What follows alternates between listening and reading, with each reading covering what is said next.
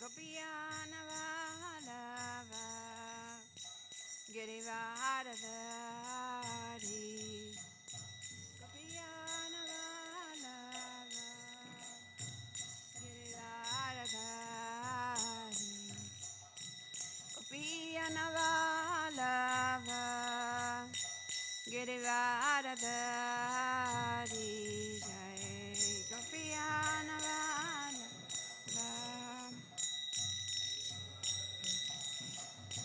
Yashodanandana Vraja Janaranjana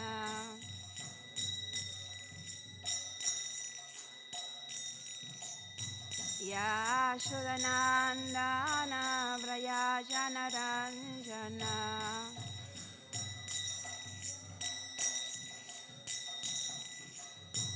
Yamunatira Vanachari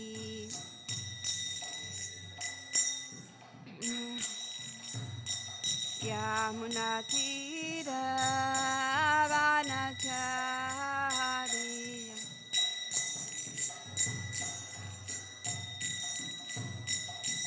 Hare Radha Madhava Kunya Vihari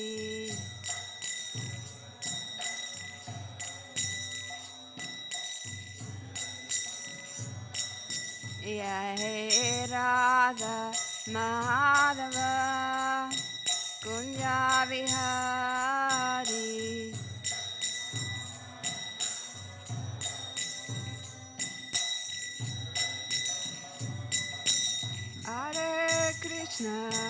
Hare Krishna, Krishna Krishna, Hare Hare, Hare Rama, Rama Rama, Hare Hare.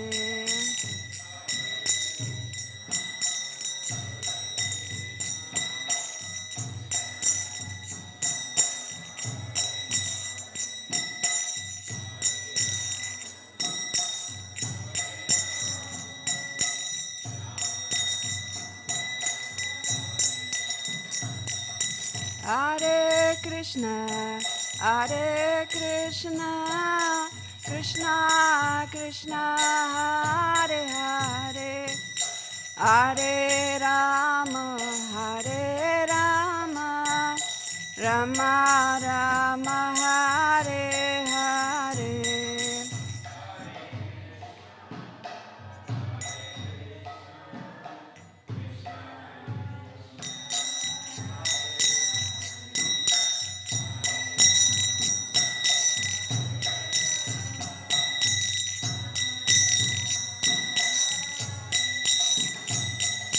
Hare Krishna, Krishna Krishna, Hare Hare, Hare Rama,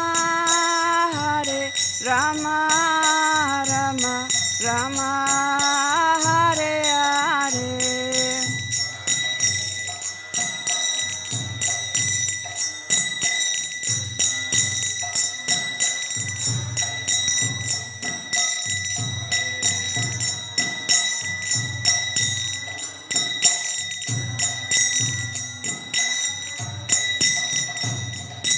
Hare Krishna, Krishna Krishna, Hare Hare, Hare Rama, Rama Hare Hare.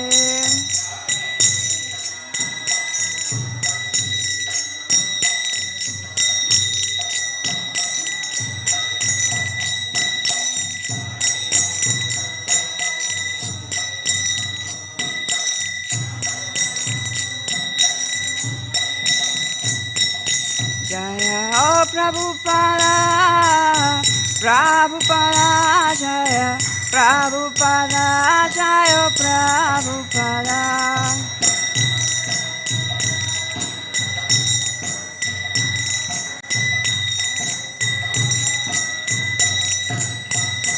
Jaya Goranita Jaya Goranita Jaya Goranita Jaya Goranita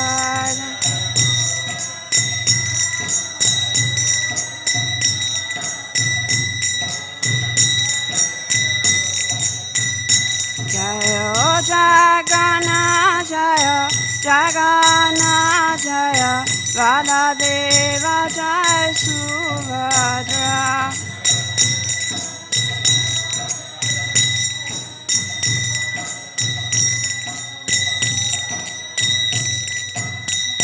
Jaya Radha Vallabha Radha Vallabha Sri Radhe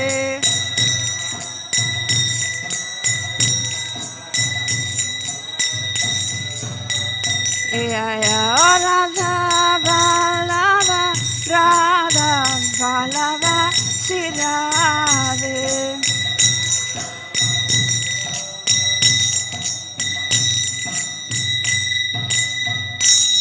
Jai Śrīla Prabhupada ki jai, Grantara Śrīmad Bhāgavatam ki jai, Gaura Premanandi Hari Hari Bol.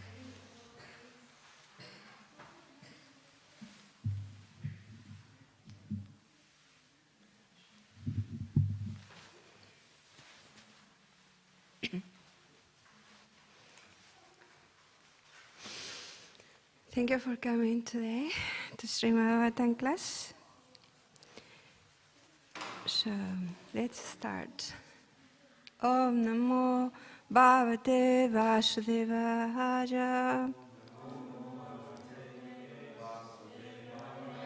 Om Namo Bhagavate Vasudevaya.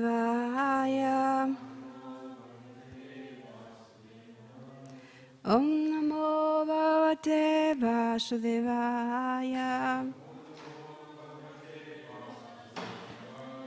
Narayanang Namaskrityam Naran Chaiva Narottamam Devi Saraswatim Vyasam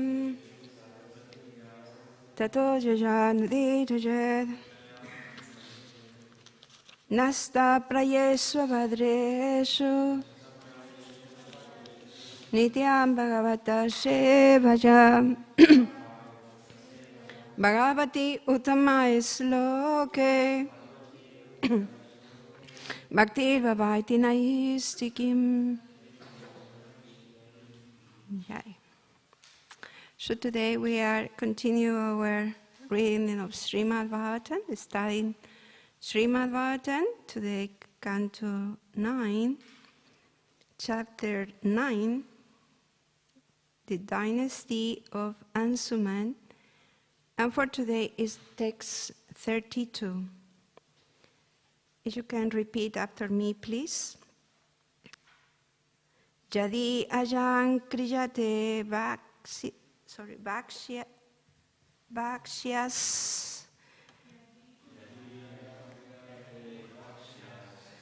tarhi man kada parvataha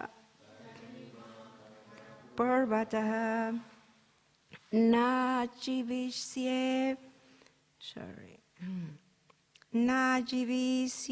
ninajena shanan chamritakam bhajata jadi ajang kriyate bhakshyas tarhi mankada purvataha najivisye ninam jena shenam chamritakam jataha jadi ajang kriyate bhakshyas tarhi mankada purvataha najivisye ninajena shanam chamritakam jatha. Anyone who would like to repeat, please? Jadi ayam kriyate vasyas. Yahi mam kada purvata. Najivisye ninajena. Yanancha mritakam jata. Yadina kriyate vasyas. Jahiman kada purvata. Najivishani Shanancha mritankan jata.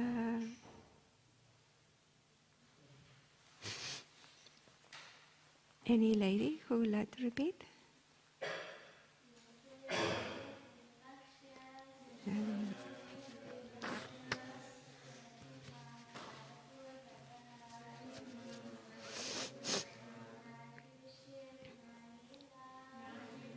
Nina Jena Shanancha Nitakam Jata Yandi Adikriyate Vakshyas Yadi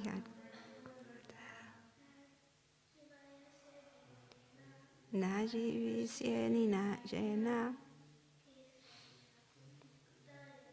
Shanancha Nitakam Jata. Cool. Translation word by word, if you can repeat. Jadi, if Ajam, this Brahmana, Kriyate, is accepted, Bhaksya, as eatable, Tarhi, then, Mam, me, Kadha, it, Purvata, before that, Na, not, Jivisye, I shall live, Bina, without, Jena, whom my husband, Kshanam, Chanancha, even for a moment, Mritakam, a dead body, Jata, like. Translation. Without my husband, I cannot live for a moment. If you want to eat my husband, it should be better to eat me first. For without my husband, I am as good as a dead body. Purport by His Divine Grace, A.C. Bhaktivedanta Swami Śrīmad Bhāgavatam. In the Vedic culture, there is a system known as sati or saha marana, in which a woman dies with her husband.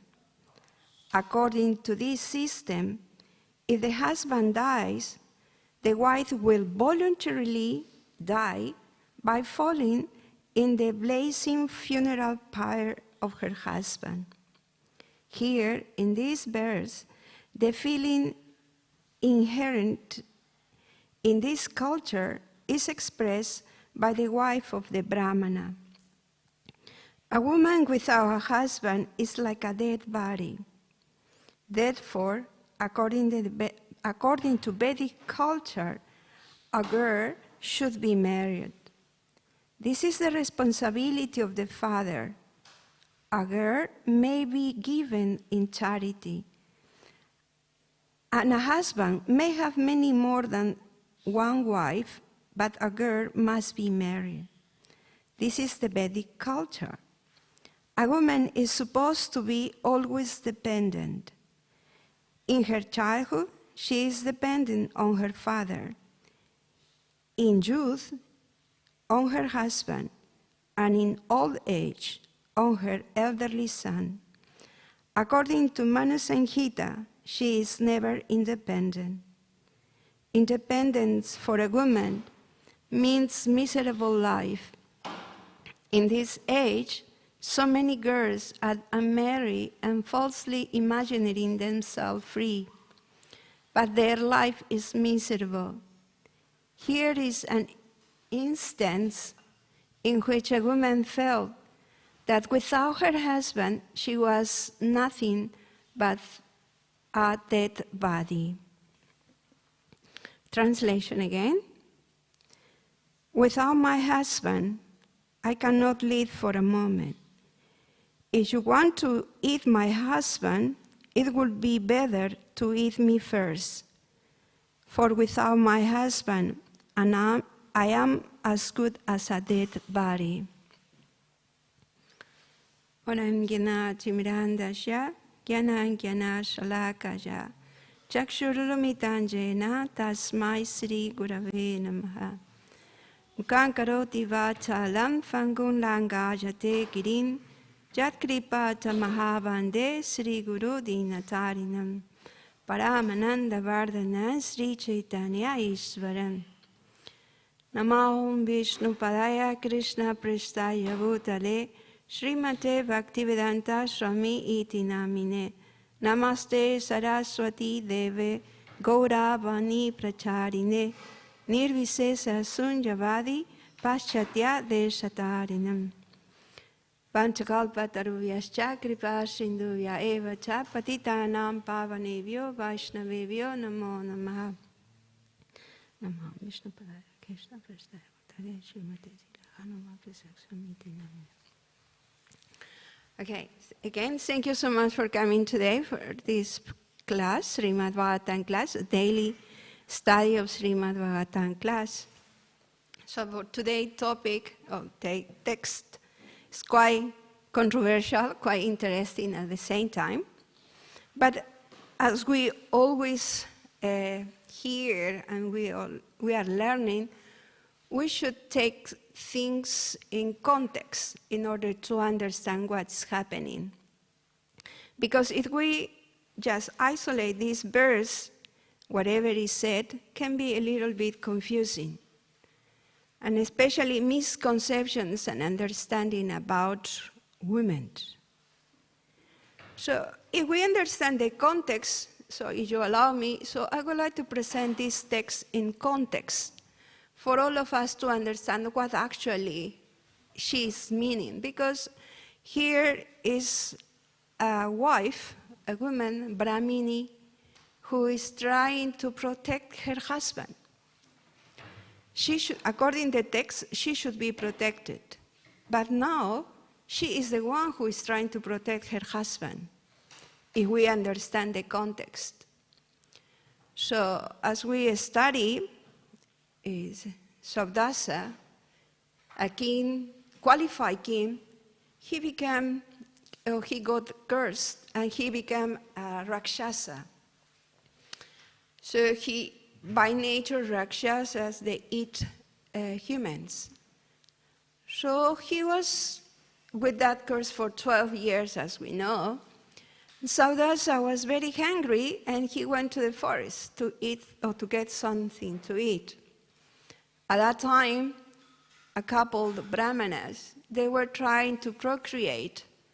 So at that moment, he saw the Brahmana and this Rakshasa king wanted to eat him. So the Rakshasa by nature, they are very powerful, fearful. So if you see yourself in that point, just I would like you to visualize yourself in that condition. A Rakshasa is there. So it's about to devour you. So what would be the first reaction that we can do?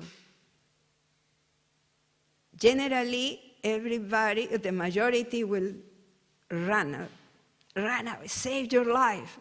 It's a Rakshasa. Out of fear, we will run. Regardless of being a woman or man, we will run. We want to survive. We want to protect our life.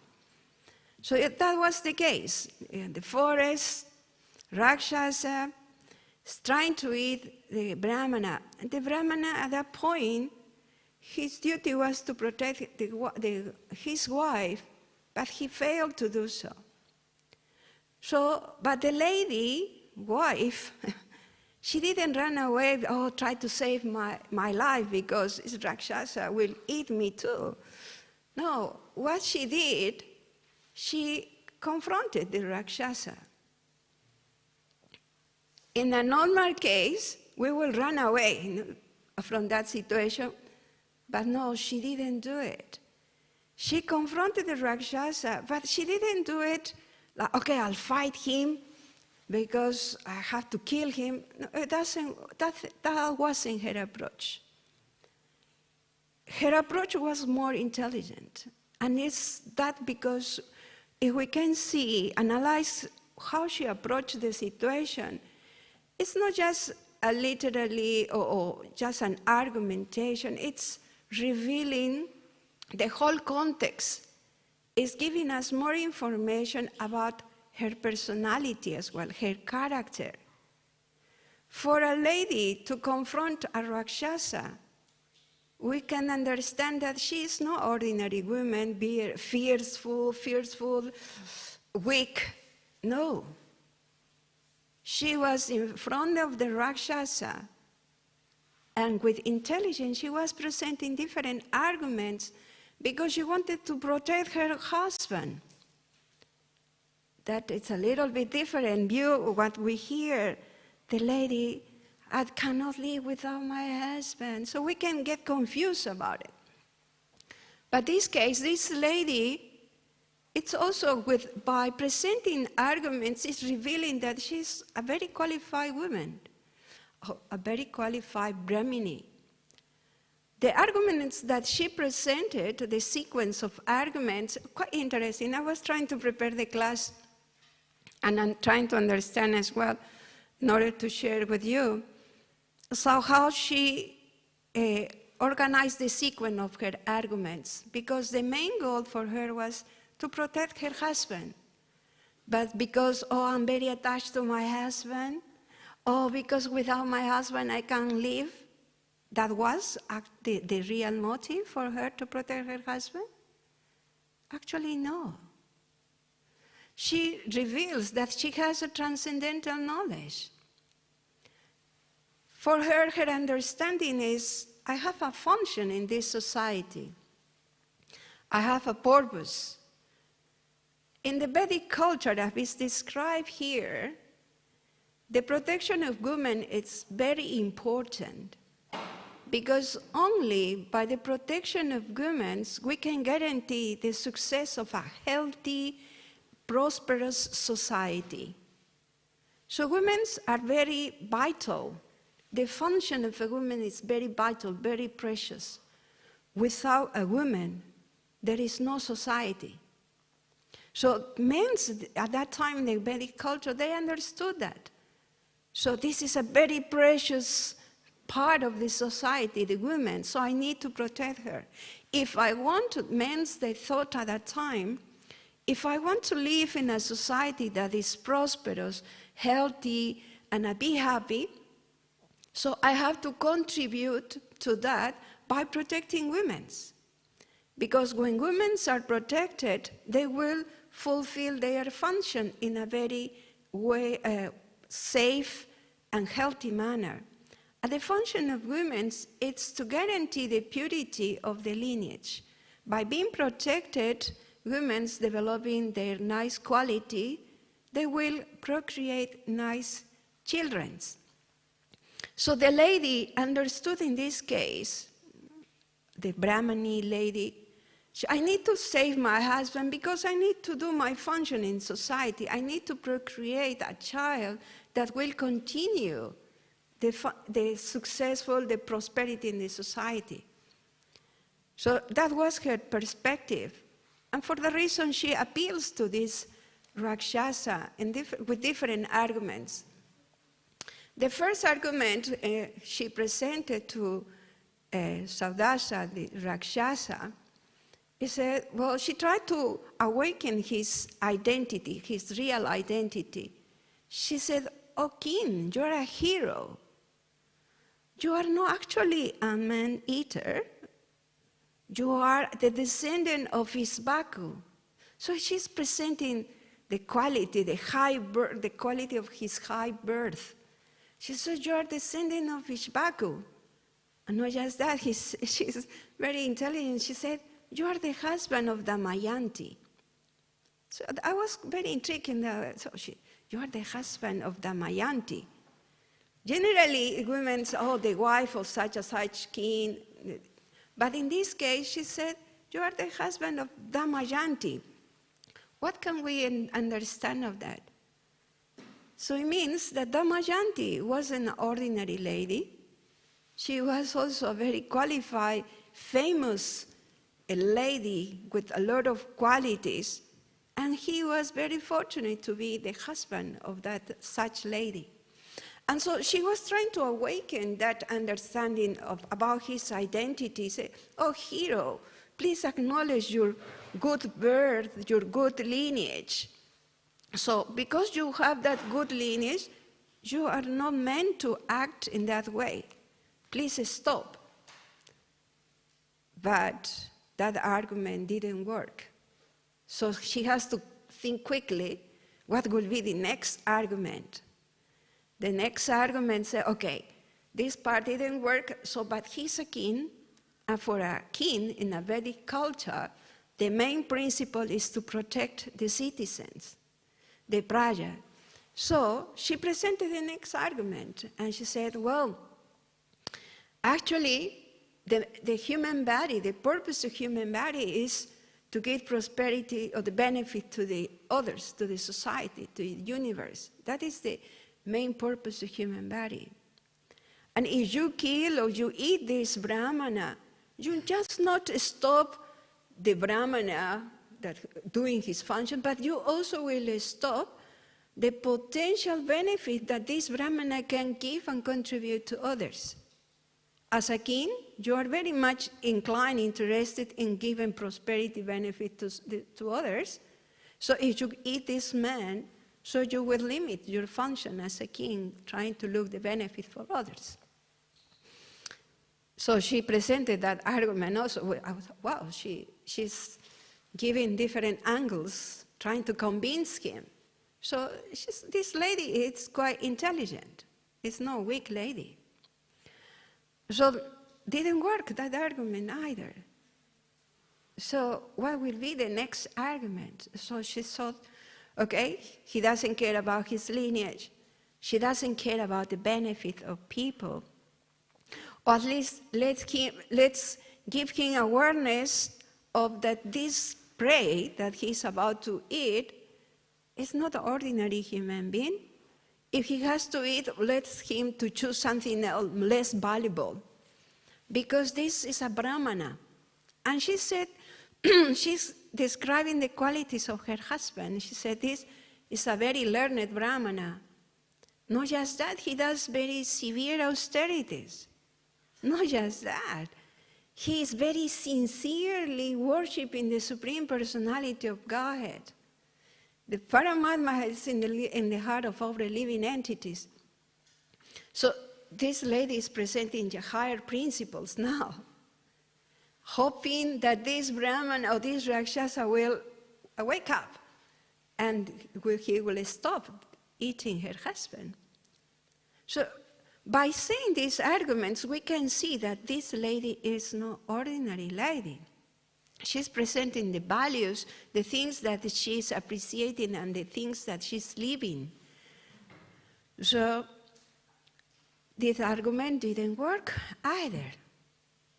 So what to do now? What else she can say? So the last argument, she said, okay, out of desperation this time, she's very desperate. I am failing to protect my husband. I'm failing. If my husband dies, I won't be able to fulfill my duty in the society. So there is no purpose then to live because I have no purpose in the society then. So she decided, she said, if you eat him, you have to eat me first. So it's kind of, I don't know if you have the experience when people are trying to argue and fighting. One of the techniques is creating a sense of guilt in others. No? So she's trying to do that. No? if you eat him, better eat me. So you won't eat only one, you will eat two people. So kind of creating more burden on the consciousness of the Rakshasa. So it's another type of argument.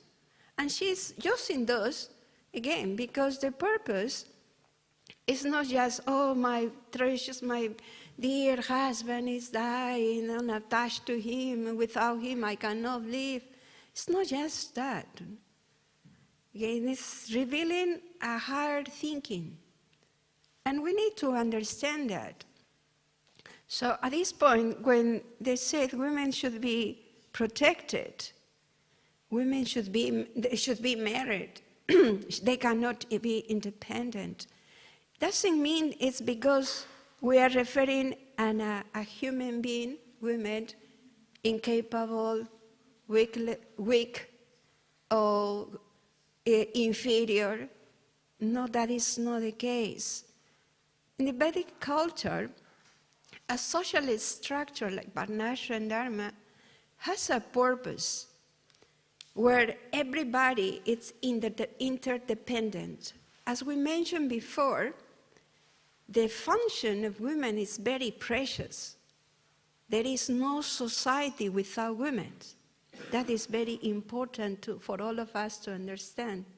We cannot live in a society with human beings without women. So we need, or it's important to understand that if we want to live in a prosperous society, we need to protect women, because only in that way they will be able to fulfill that duty, to procreate a healthy progeny, so then the society will be prosperous. So it's said that in the Vedic culture, with that understanding, they organize a system where women will be protected all their life, all through their life. No, the parents, father when they are child, trying to fulfill all the psychophysical physical, emotional, and spiritual needs of the ladies. Because in that way, she will be able to develop naturally all her propensities and provide all the facilities that she can do. In the Vedic culture, the understanding is the woman is like Shakti, energy. If it's properly utilized, it's very powerful. But for that, women, they should be protected, because the general tendency is they can be exploited. So in that way, the exploitation of women diminish the capacity that they can give and all the good fortune they can provide in the society. It's important to understand that way, why the protection of women. It's not because they are weak or they are incapable or inferior. It's the only way to guarantee that women, they can give freely all the potentials that they have. So in this case, we can see the context of this part of the Bhagavatam, this verse, is that she's showing a very powerful lady, a strong lady, very courageous. She's not escaping, trying to save her life like we can imagine for a weak person. She's facing the Rakshasa there. I couldn't do it. I was trying to imagine myself. So the natural tendency is run away, or I'll be freezing. That's what I was saying. But no, she is presenting arguments, the logic that she presented. I was surprised, very impressed with that, because she got time. That means she was self-control. Because at the moments of fear, what do? We paralyze, our brain doesn't work, or we fight out of desperation, anger. No? But in this case, this lady, self-control, she knew, she acknowledged the danger of the situation. It's obvious. But then she presented those arguments.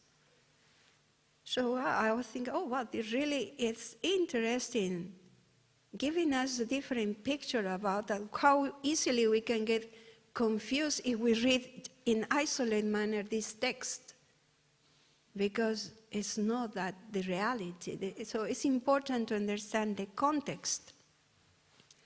So another point that I wanted to mention is we are trying to follow, or in ISKCON, we follow a tradition called Gaudiya Vaishnavas. Do you know what is Gaudiya Vaishnava? ISKCON, so the main mood, the main identity in the Vaishnavism is delineated, it's defined by Lord Chaitanya Mahaprabhu. So we are the Gaudiya, our tradition is Gaudiya Bhakti tradition, that in the whole Vaishnavism is the school of devotion. Very particular. So I wanted to mention what actually is dependence in the Gaudiya Vaishnava. In our Vaishnava tradition, Gaudiya tradition, dependence, it's the main principle for a spiritual success. All of us here, practicing devotees, in the mood of Srila Prabhupada, Lord Chaitanya, we need to understand this point. We try to follow the principles of the Vedic culture as a means, as a support system that will help us to develop spiritual advancement, spiritual strength, real Krishna consciousness. And in this spiritual practice, the main principle is dependence. Dependence from the Supreme Personality of Godhead. So in the Gaudiya Vaishnava, every living being, every spiritual soul is female. It's what we understand. Even Bhaktivedanta Thakur wrote many articles, even songs that we sing, revealing this point. All of us, by nature, as spiritual souls, we are the female by nature. And the main or the only male is Krishna. So with that understanding, it's a little bit, I thought it quite important for us to understand how the Vedic culture is a stepping stone for us to rise up with the vision of Gaudiya Vaishnava, uplifting our consciousness, to understand our real identity and how we can deal with these principles in our spiritual practice, like here, Srila Prabhupada, for example, how visionary he is. He understood that principle, and for that reason he made many arrangements when he came to the West, and he understood the dynamic of the society without losing track of focus what the goal of life is. He adjusted things and created, for example, a favorable and protective environment for ladies. By practicing devotees like me, we can have the good fortune to practice spiritual life in a supportive environment. He created the Brahmacharini ashram.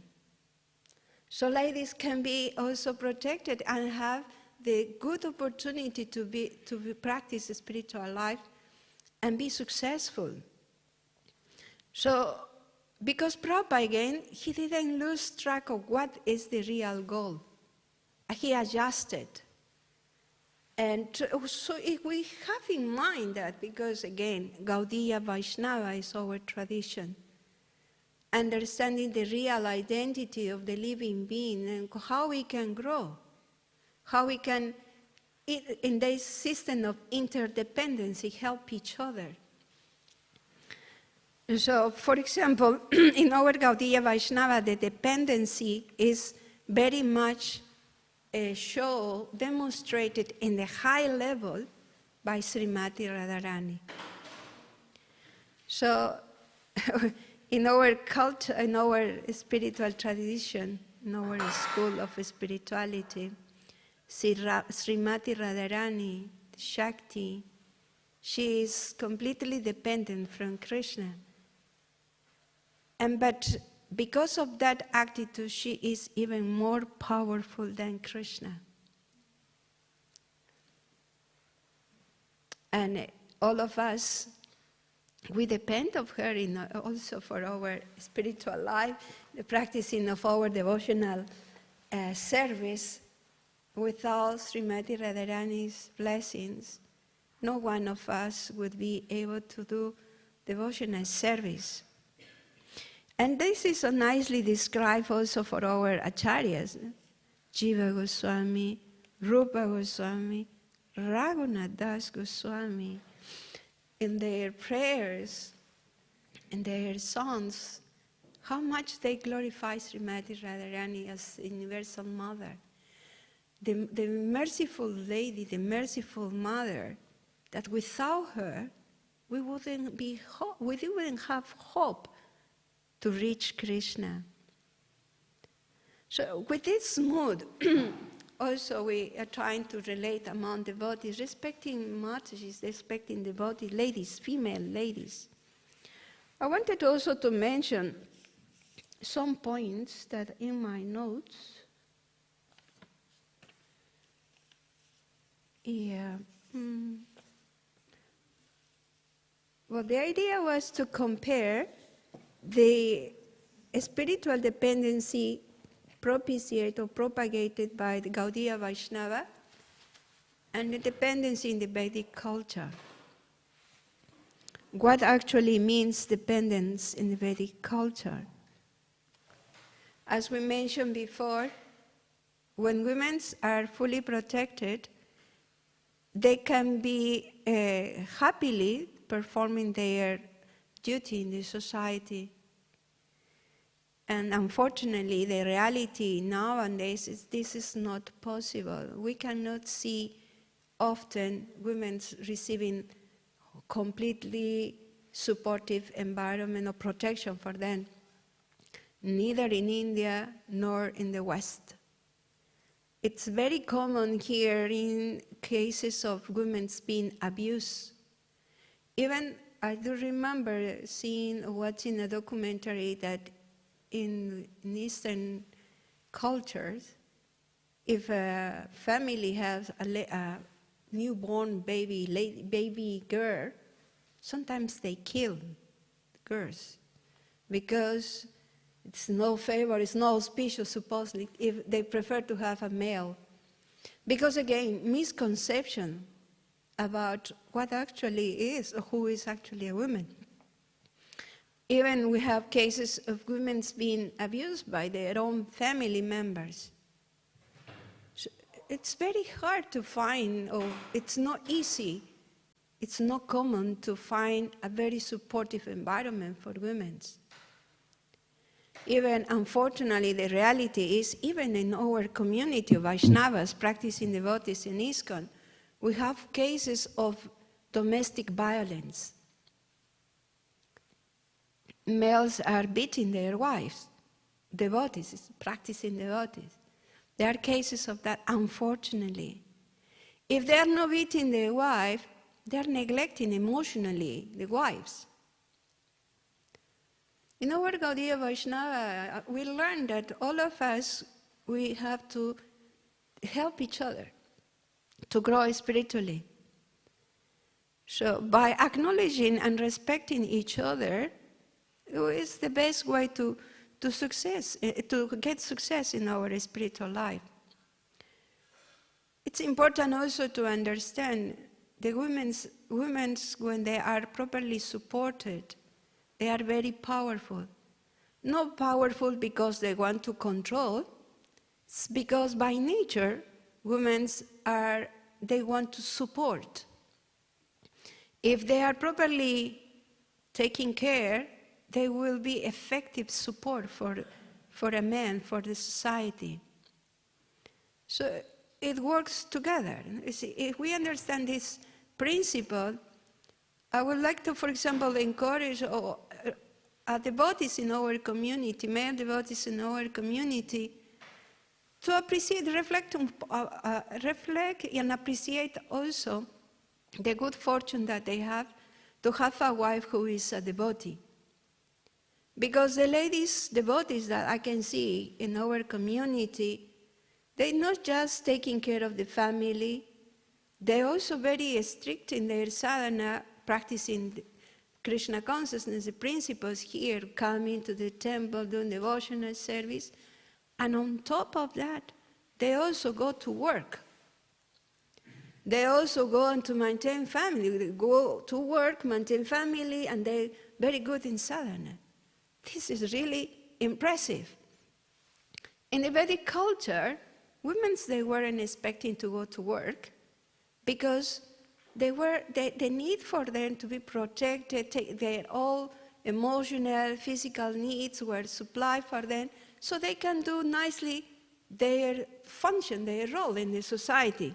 But nowadays, we are very fortunate to have this community here in Melbourne that we see many ladies coming to Mangal Arti, doing a lot of services, quality services, bringing their child nicely, and also going to work. So those are very fortunate husbands in the community that having that grace to have such a devotee wife. I would like to encourage them to appreciate and show their gratitude, their good fortune, how Krishna blessed them to have such valuable member in the family. And it's very important to acknowledge that. Well, I would say at this point is what I want to say. I have some other points, but I lost track of the sequence. So if you have some questions, maybe we can share some points. Anybody has any question at this stage? Everything is clear? I apologize if my comment, my class sounds strong to feel feminist, but I just wanted to share with you what I understood when I was reading the Bhagavatam. It was quite interesting, quite revealing for me. Wow, I didn't see this sequence before, but important to understand the context and how Krishna is arranging it. And today it's a woman giving the Bhagavatam class, and this text. And to be honest, when I read this yesterday, I was asking Kundalata Mataji, better other devotee give the class. Find somebody to give the class. And she was trying. She called 7 devotees to find who can give the class, and nobody wanted. Oh, they were busy. And one devotee said, if nobody, I'll do it.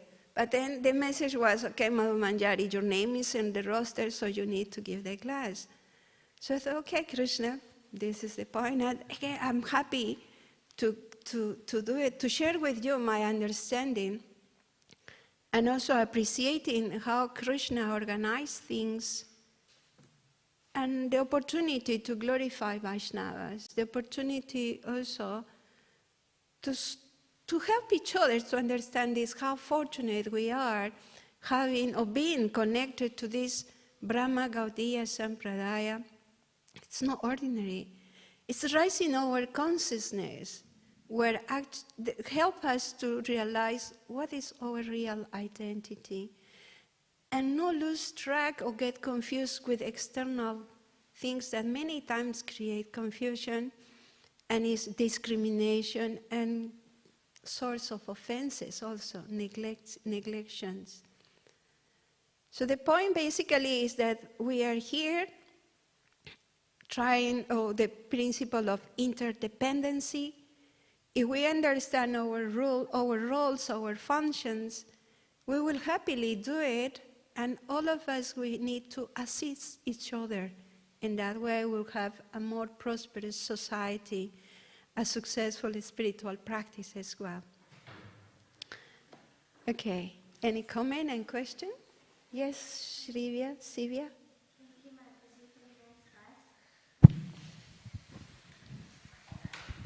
Mataji, you mentioned how women should be protected in the society. So what does that actually mean? Should women be dependent on someone? Should they be restricted, or should they actually be protected? And protected by whom? Because we understand that Krishna is like the only protector of anyone. Yeah, it is. We have to also validate the principle in the Vedic culture, Varnashram Dharma, where it's clearly specified how women should be protected. In a healthy family, women are protected by the father when they are little in the childhood. And then when they are nicely arranged marriage and things, the husband, again, healthy society, husband protect the wife. And then the elderly son after in the old age. This is the ideal that we are trying to cultivate as much as possible. For that, it's important to create a society based on spiritual principles. Because, for example, in the Bhagavad Gita, one of the arguments that Arjuna presented Krishna, I don't want to fight because if we kill all these soldiers, all these warriors, women will be unprotected. Varna Sanskara will take place. No? So Arjuna was presenting this argument because it's important a supportive, protective environment for the women, because the general tendency is if a woman is not protected, men will try to use them, exploit her, misuse it, disrespect her. So it's very important that supportive, protective environment. But it's not the ultimate goal, because we know that in this part of Bhagavatam, the husband failed to protect the wife. And not just this, we have many examples that where even big warriors failed to protect their wives, like Draupadi, the case of Draupadi, Kunti Devi. Those great souls, the great devotees of the Lord, show us in their life how, for example, we should always understand, yes, we can have favorable environment for our spiritual practice, but we cannot depend completely from that. The only source of dependency and fail, it's not possible to fail. Unfailable. What is the word? Okay, you got the point. He will never fail. It's Krishna. And it's what Draupadi realized that, oh, my husband, not just my husband, even the senior members in the society, they didn't protect her. And even she tried to protect herself. Okay, no point, my husband, no, the senior members in the society, no, so I'll do it myself.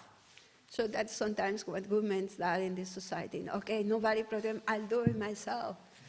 But here, no, even that works. So the only protector, it's Krishna. Yeah? And for everybody, not just for women, for everybody, even for men. Yeah, that is another point. I don't know, if this answers your question, Sylvia? Yeah? Okay. Yes, Prabhupada.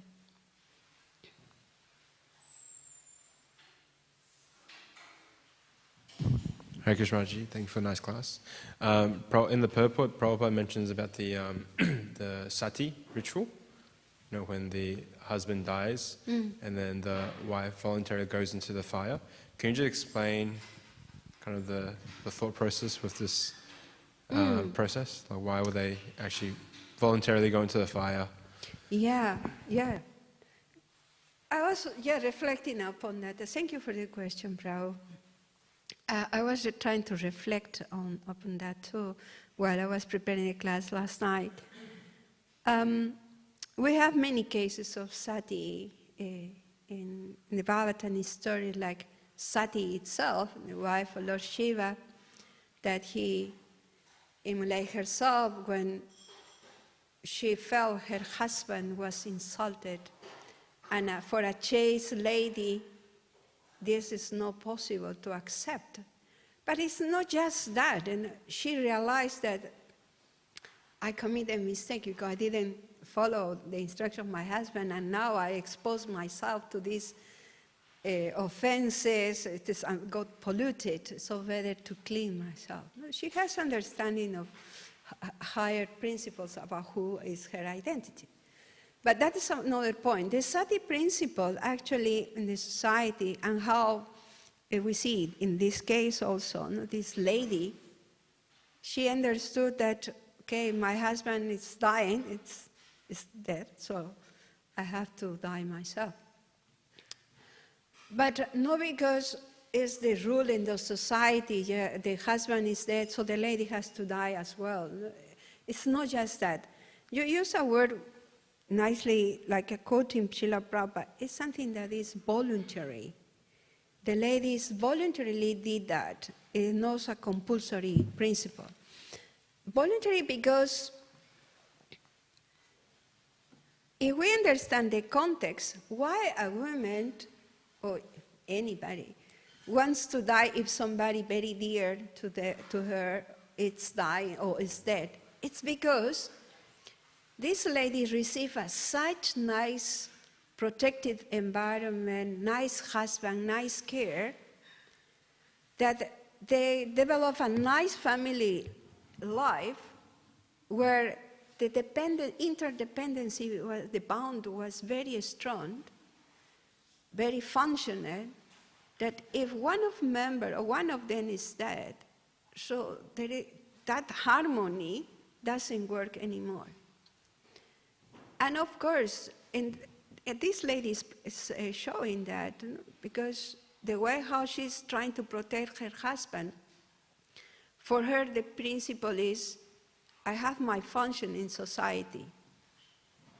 So I need to also produce a contribute in the society. And the ladies, by nature, the way how they would like to contribute, or effectively contribute to society, is by giving a quality progeny.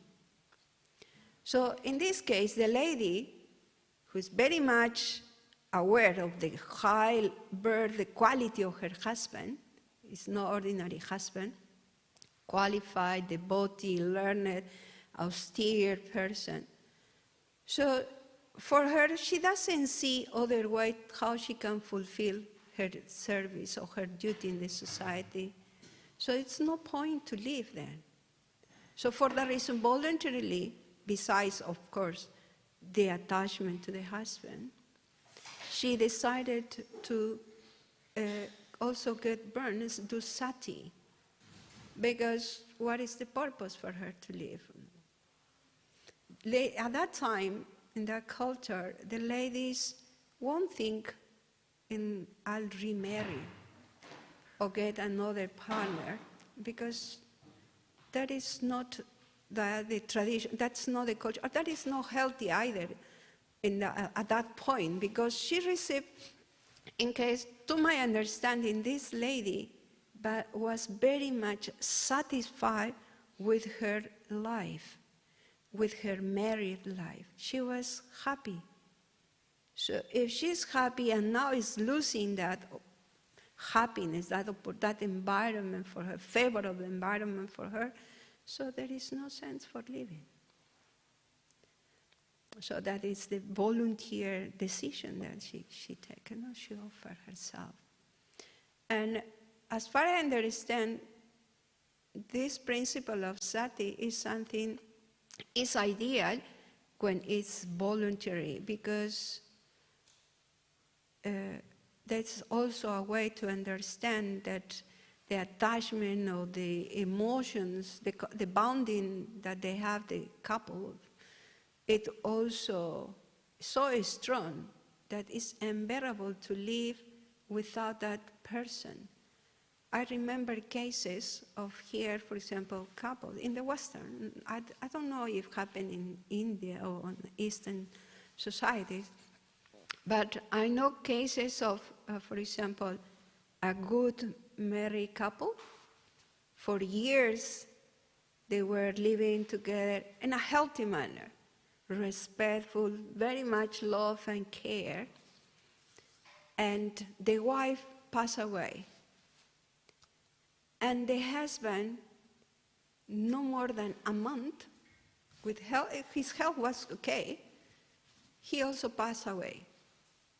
Because the connection, the relationship, the bond was so strong. And doesn't mean that he was weak or something, it's so intense, the relationship, the harmony in the family, that you don't see other way to live happily in this world. At least that was the case. And the same is reflected with the ladies. When they are happy in a family environment, with the husband who is protecting, respecting them, and she is also reciprocating, the interdependency is so harmonious. When that is broken, so nobody wants to live another way. And she, for that reason, voluntarily decided to also die with her husband, in this case, Sati. So that's my understanding.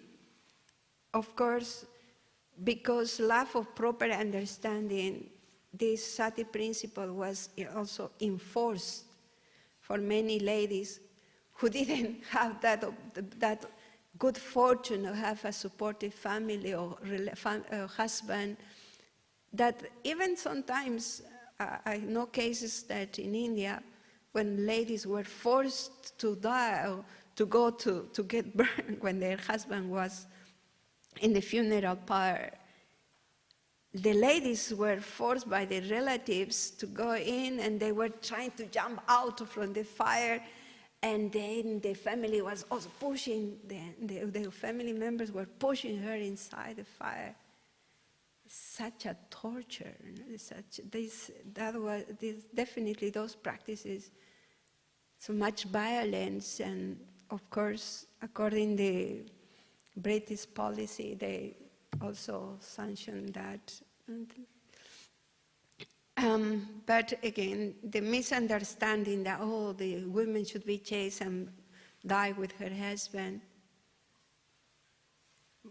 that goes to extremes. But the principle is because of loving relationship, a lady who is happy will happily go follow her husband, even in the time of death. Okay, any other question, comments? Ladies, it's happy? So I just wanted to say that dependency doesn't mean a sign of weakness or sign of incapacity or inferiority. Dependency is also intelligence in the ladies. If the ladies knows that if I have the capacity or the good fortune to receive protection, I will accept it and embrace it, because it's the best way. How can I develop myself, my qualities, my skill, and provide all my good potential to the society? That's also a sign of intelligence, accepting protection. But not just for ladies, for everybody, especially spiritual practitioners. Spiritual protection, spiritual dependency, and the spiritual protection that we can receive, we all need to embrace it, and not just embrace it, look for it. Okay? Thank you so much. Granted as Śrīmad Bhāgavatam ki jai. Gaura Premanandi Hari Hari Vo Panchakalpataruyascha Kripa Sindhuvya Eva Cha Patitanam Pavanivyo Vaishnavivyo